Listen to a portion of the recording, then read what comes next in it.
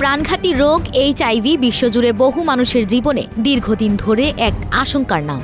তবে এই ভাইরাসের বিরুদ্ধে চিকিৎসা বিজ্ঞানে এবার এসেছে এক যুগান্তকারী সাফল্য।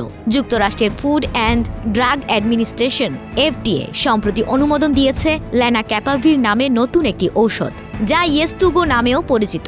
বছরে মাত্র 2টি ইনজেকশন গ্রহণ করলেই এইচআইভি প্রতিরোধে প্রায় 99.99% সুরক্ষা নিশ্চিত করা সম্ভব, এমনটাই জানিয়েছে গবেষণা দল।